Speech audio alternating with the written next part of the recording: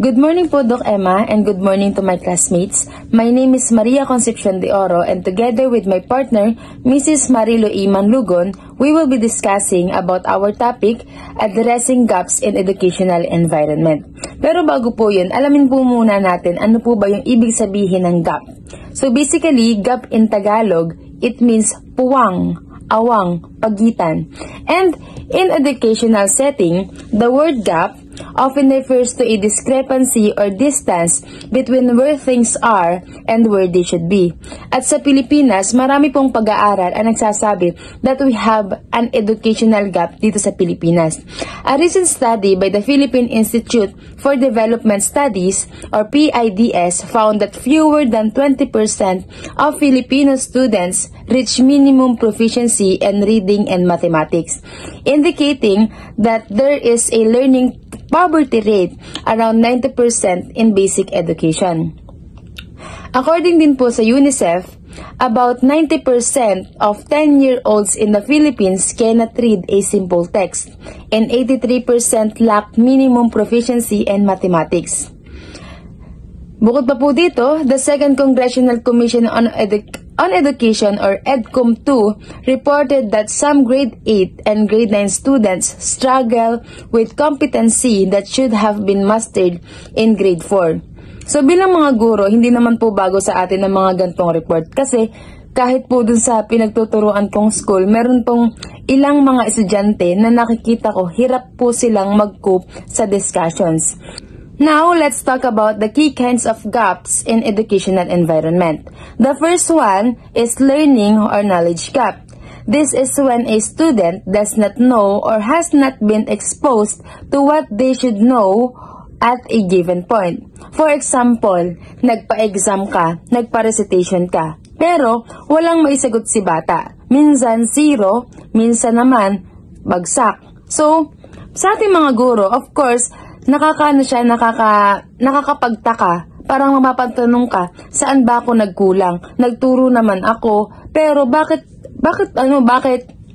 hindi nag-i-improve itong batang ito? So mamaya po pag-usapan natin yung ano po ba yung mga dahilan behind these gaps. Next gap is about opportunity gap. So this refers to unequal access to educational resources, experiences, or support. Example po, resources, science. For example, kailangan mong sumilip sa microscope.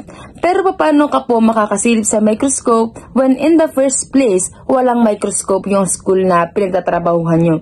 Siyempre, mahirap po siyang ibigay yung lesson sa bata. Kasi, imbis na matuto si bata based on experience, which is mas maganda, yung learning po niya parang nagiging based on the books lang. So, pagpunta nila ng ng higher level, for example, sa college, mag-pursue sila ng gantong course na gagamitan ng microscope, minsan, hindi nila alam kasi hindi sila nabigyan ng opportunity nung school na to para i-prepare sila sa mas malaking school or mas malaking program na gusto nilang i-pursue sana. Another example, experience or support. So, meron pong mga pagkakataon na hindi po natin nabibigay kay bata yung full experience na supposedly makuha nila. Example, sa mga field trips po, 'di ba? Alam naman natin na yung mga private schools nakakapagbigay sila ng field trips. And through experiences, natututo po ang mga bata doon. Nalalaman nila, for example, nag-field trip sila sa National Museum. So through that, nakikita nila ano po ba yung mga nangyari sa Pilipinas back then. Pero kung ikukumpara natin siya dun sa isang estudyante na never naka-experience ng field trip, syempre, iba yung appreciation na mabibigay ng bata na may experience kesa dun sa wala. So, yun po yung ibig sabihin natin ng opportunity gap. Next one is achievement gap. So, this is closely related and often measured as the difference in academic performance between groups. Kunyari po, nag-handle ka ng iba't ibang sections. Kunyari, nag-handle ka po ng 3 section ng grade 7. And then, hindi naman po maikakaila o hindi naman po natin minsan maiiwasan na mag-compare ng mga sections. Minsan may favorite sections po tayo na kasi itong mga batang ito mababait, tapos isa naman matatalino, tapos yung isa namang sections ay okay lang, 'di ba? May mga ganun po tayong mga comparisons. And so through that comparisons, nakikita rin natin that some groups perform better than the other groups. So minsan nagtataka tayo kasi same lesson naman, same lang din naman po yung ating diniscuss, same materials, pero bakit po ganun? So yun po yung ibig sabihin natin when we say achievement gap. Next one is about environmental gap. So this is about the setting or condition for learning, whether a learner's environment support their learning. May mga pagkakataon po na may mga classrooms na sobrang iinit, sobrang dilim, sobrang minsan pag umuulan, bumabaha. At yung mga bagay po yun, nakaka-apekto siya sa learning experience ng bata. Kasi sino nga naman po ang sisipaging mag-aral sa isang classroom na sobrang init, sobrang dilim, sobrang minsan bumabaha, 'di ba? So yung po yung environmental gap, nakaka-contribute po siya sa educational gap na meron po tayo sa Pilipinas. Ayan. So next, alamin naman po natin. So what are the causes and contributing factors of this educational gaps? First one is resource and infrastructure deficits. May mga nababalita po tayo, even although sa ako po kasi ay nagtatrabaho po ako sa isang private school na maayos naman po yung aming facilities. Kumbaga, kompleto po yung facilities na meron po kami. Pero nag-intern din po ako sa isang public school. So through that, nakikita ko po yung difference na meron ang private at public school. So, may ilang classroom po sa public school na for example, yung bintana, yung bintana jalousie hindi kompleto, na kapag umuulan ay bahang-baha dun sa loob. Meron naman po na konti yung walang ilaw, konting electric fan, and so on. So, yun po isa sa mga factor na nakaka-contribute sa educational gap na meron tayo. That's resource and infrastructure deficits. Next one po is teacher capacity and pedagogy. So, learning is continuous po. Kagaya pong ginagawa natin ngayon, nag-aaral po tayo para mas maging maayos po tayo. Para po mas mapalawak natin ang kaalaman natin bilang guro.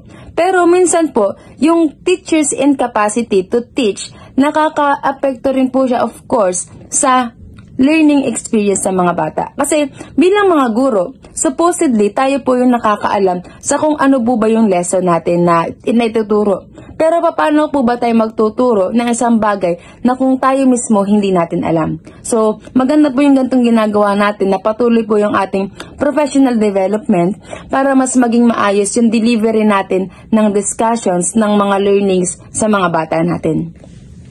Okay, next one is about misaligned curriculum assessment. So, dahil po nagbago tayo ng curriculum, which is ngayon matatag na, napapansin po naming mga guro sa school po na pinagtatrabahuhan ko na, kunyari po sa math, bakit itong topic na to ay nasa grade 7 agad? Ay pinag-aaralan pa lang po ito ng mga grade 9. So may mga ganung pagkakataon po na minsan nakakapagtaka, paano itong topic na to napunta dito? Dapat dito pa lang ito tinuturo. At meron naman po, for example, yung sa akin po sa MAPE. Because supposedly, our curriculum ay dapat po spiral. From bottom to top. Kumbaga, pataas po yung level ng learning. Pero, may mga topics po ako nakikita na yung kung anong topic ko sa grade 5, yun din yung topic ng grade 6. So, parang hindi po siya nag-aalin kasi parang paulit-ulit na lang yung topics sa mga bata. So, imbis na mas mapalawak po yung learning nila, parang nasa stuck sila dun sa topic na yun. Kasi, napag-aralan na nila yun noon, tapos papag-aralan ulit ngayon. So, minsan, nakakasawa siya sa part ng mga bata. At ganoon din sa part ng mga guro. So, siguro po, ang challenge po natin sa ating part bilang mga guro, ano po ba yung way na magagawa natin para although there is a misalignment sa curriculum, ano po yung kaya nating gawin para maging maayos po yung flow ng ating lesson na maituloy po natin yung spiral curriculum na tinatawag natin. Okay, next is about data monitoring and governance weaknesses. So, dahil may alam naman po natin na yung mga gaps na nga po meron tayo. So, ideally, ang kailangan po natin gawin ay i-monitor kung saang part po na nahihirapan si bata. So, alam natin kung saan sila nahihirapan, ano yung pwede natin gawin para doon? Ano po yung scaffolding pa na pwede nating ibigay sa mga bata? Pero minsan po, dahil sa sobrang dami na rin siguro ng gawain natin bilang mga guro, ang hirap na pong tutukan ng mga bagay na yon. So, may mga pagkakataon din po na yung mga gantong usapin ay pinapataas na po natin sa management ng school. And then, ano po yung programs, nag-develop po tayo ng programs, ng mga seminars, kung ano po yung dapat gawin sa mga bata. But then, may mga pagkakataon po talaga na hindi po siya na-monitor, hindi po na-execute yung maganda sanang plano. So, nakaka-contribute din po siya sa educational crisis na meron tayo. And last one is about socio-economic and contextual factors. Dahil hindi naman po lahat ng bata or hindi lahat ay may capacity when it comes to finances. At ang mag-aral po, syempre, may kaakibat na expenses. Kunyari, sa project ni bata, kunyari magpa-project ka, kailangan ng ambagan, kailangan ng pambili ng materials, kailangan ng ganito, ganyan. Pero, in reality, marami po sa ating mga learners ang hirap po when it comes to pera. So, imbis na ibili ng pang-project, itulong ko na lang kay nanay na pambili ng bigas, for example. So, yung po mga ganung bagay, syempre, nakaka-apekto po siya sa learning ng bata. So basically, yun po yung aking part ng discussion. And now, we will have Mrs. Marilu Manlugon for the continuation of our topic.